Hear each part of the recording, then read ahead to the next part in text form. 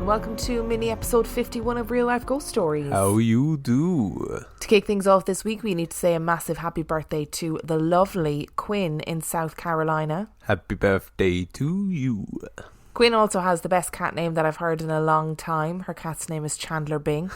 So this is a direct shout out to Chandler Bing too. Nice. And we have a promo this week.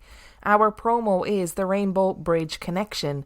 Rainbow Bridge Connection is a podcast for anyone who has ever lost a companion animal and is looking for an outlet for their grief. They discuss personal experiences and listener experiences, as well as animal-related causes, businesses and non-profits. We know that there are lots of animal lovers who listen to this podcast, so if that sounds like it's up your street, then please make sure you go and give them a listen and subscribe to their podcast.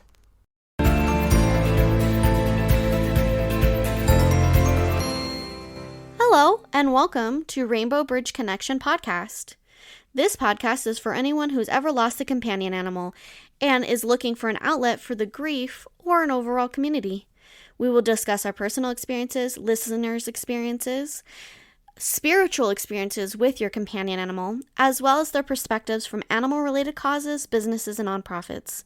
If you've ever lost a companion animal, this podcast is for you. Follow us on our social medias, Facebook and Instagram, and you can listen to our podcast in any of the major podcasting apps. If you have an experience you'd like to share, please contact us at rainbowbridgeconnection21@gmail.com. Thank you. And our first story today is an update from Amy about our good friend Doug. My fiancé and I are looking for a house at the moment, and I've spent the last 8 months or so trailing around the possible places and weighing up the pros and cons. Something we've had to be aware of for all of the houses is that because we live in rural West Wales now, a lot of the houses are old, and they come with a lot of history. It turns out I'm very susceptible to things I don't understand and get some really weird experiences with some of the places. Fast forward to last week, and we went for a 5th viewing at this house that we really love. It's beautiful. A Georgian building with sea views, properly tiled hallways and stained glass, fruit trees in the garden and plenty of room. It felt like home, and we were considering putting in an offer, so went the other day to do a last check before we did. The master bedroom looks out onto the sea through a big bay window, and I'm obsessed with that room. And was stood looking out for ages while my partner was in the garden investigating the rabbit infestation. I turned around to look at the coving and saw an elderly lady in a lemon sweater sitting on the bed and smiling at me. The vendor was out, the estate agent was downstairs, and my partner was outside. The lady hadn't been there before. I turned back to the window, and when I looked again, she was gone. I made my way down the hallway, down the stairs, and saw someone stood there that I thought was my partner. It wasn't. It was Doug. Doug, who had lived in my childhood home, was stood in the hallway of this new house. I hadn't seen him for almost a year since I left that house, and he was just there looking at me in the same fatherly way he always had. I thought I might have been seeing things, so I ignored it and carried on and looked around the rest of the house with my boyfriend. Doug followed us a little behind all the way, and I didn't say anything to anyone. Afterwards, my partner complained of feeling really, really cold the whole time, when in fact the house was quite stuffy because of the sun coming through. Doug stayed on the doorstep as we left the house. We're going back to view it again next week, and I don't know if I'll see him again. I don't know why he was there to start with. I don't know if there's some kind of ghost megabus that he got on and travelled across Wales to find me. I just don't know. My partner is an optometrist, so he's still working in the midst of the crisis. I'm working from home, so when he left yesterday morning I decided to have a little lie-in, seeing as he's such a chatty sleeper and I don't usually get much sleep at night. So he left early, and I burrowed down like a slug and put my sleep mask on. It took me a while to settle, as there's been a family incident the past few days with my baby niece being unwell, so I've been really worried and unsettled, and I couldn't quite nod off because I was overthinking. I was just starting to fall asleep when I felt a weight on the bed. I assumed it was my cat, Spooky, as he often sleeps on my feet, but it felt too heavy. In my sleepy state, I kind of concluded that it wasn't anything to worry about, as Spooky has a little girlfriend from down the road called Maud, who often visits and sits with him, and they have dreamy dates together. So I thought maybe it was just the two of them snuggled up on the bed. After a while I wondered what was going on, as there was no fussing or licking sounds like there usually is from cats. So I brought my mask up to have a look. There were no cats. Doug was sat on the end of the bed, just calmly staring into space. He didn't seem to notice my noticing him, so I reached down to the floor beside my bed to pick up my phone to try and take a photo to prove I wasn't just sleep deprived and seeing things. On my phone was 6 missed calls from my mum, which made me panic more than seeing Doug ever would, as it meant that something was wrong. I called her back, forgetting about Doug, and she told me that my niece was still unwell, that last night my primary school teacher had passed away from the virus, and that this morning a close family friend had also passed away from the virus. I was shaken and burst into tears. The epidemic has been playing havoc with my anxiety, and all this bad news is causing me so much struggle. While I was crying, I noticed Doug slowly and calmly move his hand and just lay gently on my knee, and I instantly felt comfort at his presence. It was like he knew I was going to get bad news, and had made his way there to comfort me. After getting my tears out, I dragged myself into the shower to try and clean myself up before my partner came home. Spooky came in just as I was, hissing and thrashing his tail at the sight of Doug, who had moved to sit in the living room while I showered. The cat was not happy. He wouldn't move from me and stood guard in front of my feet wherever I went. He even insisted on coming in the shower with me, despite his hatred for water, and sat in the corner of the tray staring at the closed door on edge the entire time. The day continued very much like this, and I sat in the bedroom with the cat guarding me like he was some kind of giant Rottweiler, and Doug sat in the living room, as though trying to give Spooky some distance. Around half an hour before my partner was due home, still feeling down and shaken, I went to put the kettle on and make him a cup of tea for when he got in. Doug was still on the sofa. Then Spooky made the noise he only ever makes when there's another male cat outside. I turned abruptly, and I thought the neighbouring cat had come in, as he and Spooky always end up fighting. He hadn't. At about 10 minutes before my partner came in, Doug got up and walked into the bedroom. When I followed him, he had disappeared, and all that was left was the weirdly specific smell of cinnamon apple candles that my mum would always burn in my childhood home. The cat relaxed instantly and went to eat some dreamies, and my partner came home. It was like Doug had wanted to make sure I wasn't alone all day when I was so low, but when he knew that someone else was coming to be there, he finished his shift and left. I haven't seen him all day today, but this morning my partner told me he had a dream about a man that was stood over me in the bed. A man with a moustache and early 20th century dress. He said he wasn't menacing, he seemed parental, and that in the dream the man told him not to worry, his name was Doug, and that he was here to take care of me. He continued to tell me that he'd seen the man in my parents' old house too, and asked if I'd ever seen him or had the same dream because it felt so real. I told him all about Doug then, finally admitting, and he was really freaked out. But I still don't think Doug has any ill intent towards me. If anything, I think he's taken it as his job to protect me, but even now at 22 I still find it weird that he just pops up, especially when I thought he was attached to the old house. I've never really known a story of a spirit that follows a person before, except perhaps Freddy, but we don't know what he is. I'll let you know if he pops up again, but to be honest, I doubt it'll be that exciting. At least the cat's recovered now and gone back to sleeping all the time. And how cool is this story that Doug is back looking out for Amy, different location, still Amy's grown up, left the house, and he still wants to be there when things are tough for her. And I don't think her fella has anything to worry about because he hasn't tried to push him down the stairs. So that's obviously a sign that Doug likes him. Doug approves. That's the main thing. Doug approves of her boyfriend so he doesn't try and grievously injure him. Nice one, Doug. I mean, it is like we had so many messages of agreement being like, that was such a nice story and it was like a Disney story. Also, Amy, if you are listening to this, if you have any of the original Doug pictures, I've had lots of messages from people saying, did she keep the pictures? Can she please post them? So if you're listening and you do have the original Doug pictures, please send them my way if you can. I also need to see them because I currently have a very strong picture of Doug that looks like Captain Birdseye, which is pretty much probably not what he looks like.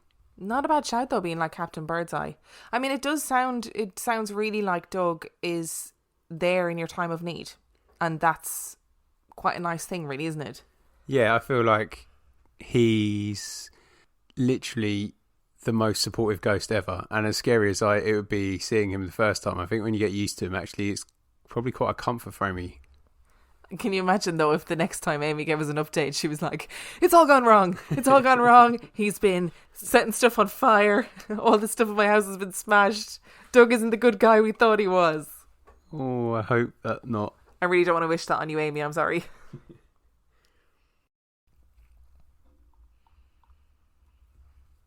And our second story today comes from Tori.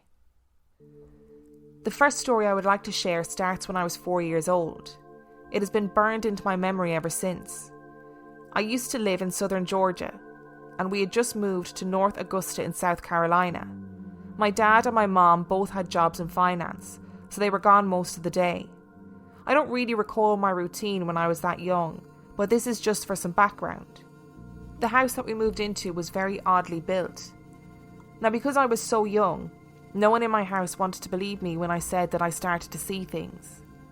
I don't know how early I started seeing the entities I'm about to describe, but here it goes. I became terrified to go down that square hallway. At times, there would be 3 huge timber wolves, almost like dire wolves. I can't explain how big they were. They were absolutely massive. They stood one in the front and 2 at the leader's flanks. The biggest one in the middle was the one I remember looking at directly. He had these large, bright red eyes. He would just stare at me and give me the most menacing grin that put fear in me that I'd never felt before. They would pace in a pack back and forth, and their eyes never leaving mine, their smiles never fading. I would like to mention that as I'm writing this sentence, a picture just fell off my wall and shattered. So anyway, I could not pass them to get to my room and I couldn't move. I don't remember my reaction, but these sightings were a regular occurrence, so I guess I got used to it. I could not be in my room alone because the wolves would stand in the square hallway and block my exit. I told my parents, and of course who wants to believe a 4-year-old who tells them some crazy shit like this? But I wouldn't have to do much more explaining to convince them. We got a rescue dog, and for a while she was fine. But after the sightings it was like she was possessed. She started to bite people and refused to go in the hallway, so much so that she would become vicious if you made her go down the stairs. That was the first time my parents ever had to return a dog that we had rescued. I was so sad, but that dog had become so terrified she could not be in our house anymore. I hope wherever she went that she loved it. We got another dog, but it was given to us, and ended up being my best friend for the next 10 years. He didn't like to go downstairs either, but he did it for me. You couldn't catch him down there alone. Me and that dog would go outside to the backyard, but there were shards of glass everywhere, so that prompted my parents to look up the history of the house. And there was an explosion and a fire. We don't know much more than that, but apparently the windows were busted out and that's why all the glass was still in the yard. The house was remodelled, so we couldn't tell that it had been through that kind of trauma physically. But what happened next just made all the more sense. I began to have vivid dreams and vivid nightmares, and I started sleepwalking. I would sleepwalk up 2 flights of stairs and remain the rest of the night standing outside of my parents' bedroom. I never sleepwalked before, and I haven't done it since. One night I was waiting for my dad to get home and I was looking out of our front screen door. You know, the ones with the option to open the little window. I was looking and I had my hands out like holding the edge of the door, and suddenly the window portion of the screen door came down on my finger so hard that I couldn't get my hands out. I called for my mom and she came to help, and we just had to pull my fingers out because the window wouldn't move. It scraped the meat off the tops of my fingers and I had to bandage my hands. What's important to know is that we could never get that window to close since we had moved in. My dad had tried with all of his might to pull it down, but it wouldn't move. So somehow, all of a sudden, while I was alone at the door waiting for my dad to come home from work, this window got a mind of its own and slammed down on my fingers, never to reopen again. The next thing that made my parents start to believe me was Pikachu. I had a Pikachu toy that was motion censored, and it started to go off in my room all the time for no reason. So naturally I was terrified of it. I told my parents and they wanted to see if I was right, so they put it in the kitchen to test it out. Well, sure enough, it started going off with no visible person there. So Dad took the batteries out because surely it was some sort of electrical fault. But it still went off. My parents drove it to the dumpster to throw it away, and we moved out soon after that. My parents looked up to see what it meant when you saw ghost wolves, and they said that they found out it was a poltergeist. That was in 1999, so I'm not sure what the internet was like then, but when I look it up now, all I can find is that sometimes spirit animals show themselves and it is linked to Native American beliefs. But I didn't feel safe around these wolves, so it was hard for me to believe there were some sort of protectors. But sometimes I think maybe it is true and they were there to protect me from whatever possessed my dog and slammed my fingers in the door. If you guys have heard of anything like this, I would love to know what the wolves could have been or what they symbolised. As a fun side note, I didn't know how to say dreams, so I told my mom about the secrets that my eyes told me. Man, I cannot even deal with the idea of these entities that are like direwolf-sized wolves with smiling faces and red eyes. And as much as it would be nice to think that they're there for protection, that just sounds horrifying. It's like the most misjudged sympathy in the world, isn't it? It's like they're trying to smile to be reassuring, but they've taken on the most terrifying form possible. Like Uncanny Valley, they just can't quite get it right. They're like, what do humans like? Smiling faces on wolves. Well, that'll work. It's like they've gone, well, humans like dogs and smiley faces. So if we just put smiley faces on dogs and make them bigger because big things are normally better, I'm sure it'll be fine. And the thing about this as well is I understand the parents dismissing a child of like 4 or 5 years old saying there's wolves in the corridor, because it's not like she's saying there's an old man who I see at night time or an old woman, which is more traditional when you think of a haunting. But then your child saying I'm seeing wolves, you'd be like, oh, that's just your imagination, don't be silly. I don't even like I would really love if anybody has any experiences of something like seeing wolf entities, please let us know. It's very uncommon. I think that's what makes it so interesting as well. And I've been thinking about like how you would react as a parent to some of this stuff, and I have no idea, because my gut reaction is to take it all at face value and be really scared of it, and I just don't think that's very good at calming down a scared child. But I also wonder as well, just dismissing them. What does that do either? Like, do you just say, no, that's not real, it's all your imagination, or stop making it up? Is that as helpful? I don't know. That's I'm just musing about it because I'm not a parent, so I don't know. Probably not in that tone, but I'm sure if you were to speak it out slowly and calmly and explain that sometimes our mind can create things in the dark or something like that, and it's nothing to worry about. Mum and Dad are down the hall, whatever you need to say. Don't come and get us if you see anything creepy at night time. And our third story today comes from Rose. I have some stories based in North Norfolk, where my mum's family are from and where I partially grew up. The first story, though, was based in North Yorkshire and is only a little one. So last year in 2019, I was kicked out of my house due to problems with my parents, which are resolved now. I went to go and stay with my friends, who lived in a converted pub with several other people. I had heard my friend talk about her ghost that followed her around from house to house, with a sense of bewildered amusement. I was not sure I believed her, but I listened anyway, because she's a very spiritual person and I wanted to believe her. She recounted to me that in her old house she would hear footsteps going up the stairs and back down. Things would be moved around and curtains would be pulled. One night she said that the ghost activity changed and it started running full pelt up the stairs and across the landing, and she felt the presence of it enter her room. She calmly told it that she had work in the morning and to leave her alone, and apparently it did because the presence left. Just as I agreed to stay with her, she then said the ghost had moved with her to the place where we were in, and that it liked moving the blinds up and down. I just thought, okay, sure, whatever, and went to bed. In the morning, my friend was up and about, and she asked me if I was okay. She was acting rather strange. Apparently, through the night, she moved to watch TV because she couldn't sleep, and she heard knocking on the wall and loud bangs, and then she heard the shower turn on, and had to come back in and turn it off again, where she quietly told the ghost to pack it in. It did. I went cold when she told me all of this because I had slept through it, utterly oblivious. After this, it left, and my friend never felt or saw it do anything again.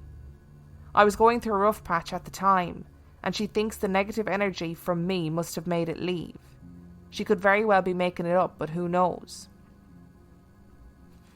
The next story is set in Walsingham, in North Norfolk, and it involves the same being or ghost in 2 separate stories, where my mum and brother saw the ghost about 40 years apart. When my mum was about 4 or 5, she remembers being very ill with scarlet fever for several weeks. One night my grandma came into the room to check on her, and she asked if she could tell the old lady in the corner to leave.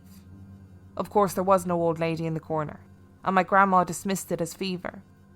My mum does not remember this, but my grandma did very clearly. Fast forward to 1998. My brother was 5 years old and very ill with German measles, and in the same bedroom where my mum had recovered.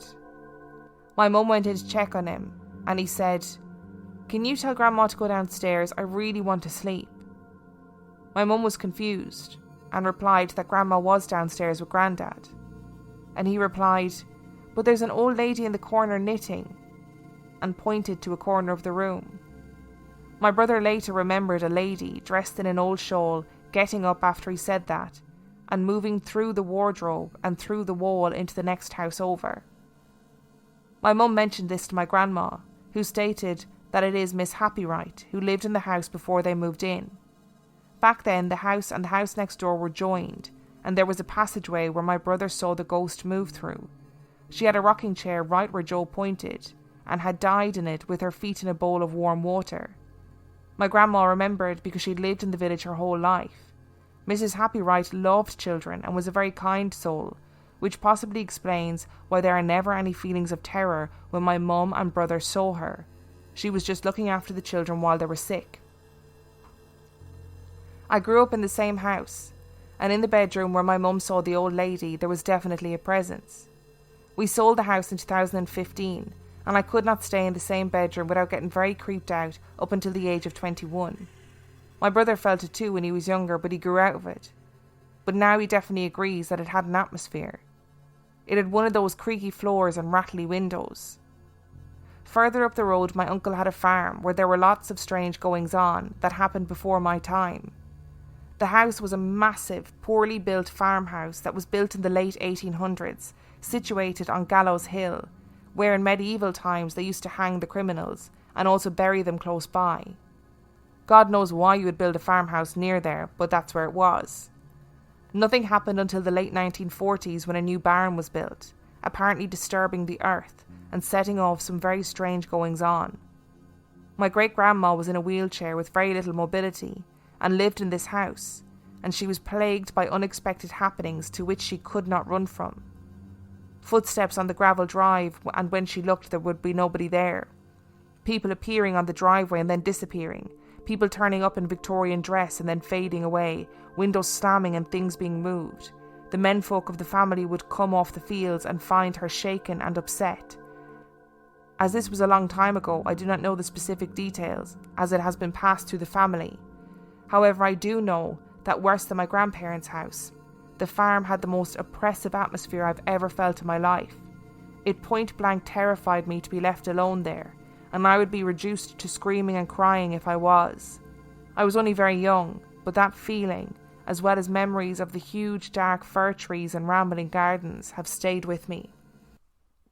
So that first story, the one that took place in Yorkshire, is really interesting because we always talk about energies and negative energies and what they stir up, and it was interesting that her friend took the approach that it was her staying there in a sort of bad frame of mind that sort of stirred up all this activity, which is really interesting. Yeah, and it also freaks me out that all this stuff could happen at night time when you just don't know what's going on. Like, that is quite scary as well. I mean, it's like that age-old thing, whether a tree makes any noise if it falls on an empty forest and no one hears it. Does it really matter if all that stuff goes on and you're not aware of it? That's a very good point. I mean, it only scared this person because her friend told her about it. Every time anybody makes that analogy about a tree falling in the forest, I just am immediately transported to the Simpsons episode where Bart is trying to get really good at mini golf, mini putt, Yeah. Sorry, that's just brief segue there into the world of The Simpsons. Sorry for ruining the episode. And then, obviously, Walsingham, I know well, has a railway, so my brother and dad know it well. The generational ghost is proper interesting because I feel like, one person in the throes of fever hallucinating something could be dismissed, but the same thing happening 40 years later is proof. I did read something somewhere, maybe it was on the Supergroup or something, about how when we see ghosts and stuff walking through walls, it's because the literal physical layout of the building has changed over the years, and they're recounting steps in an old version of the building. Yeah, it's funny you should say that as well, because it was the lady, wasn't it, who lived in the house, so maybe it's a slightly, like you said, it's a slightly different layout for her, and so she was able to just move on. Well, yeah, that was what the grandmother said, wasn't it? It used to be two houses stuck, like the two houses were one house back in the day. And I think there's a lot to be said about building a house somewhere where great tragedy has happened.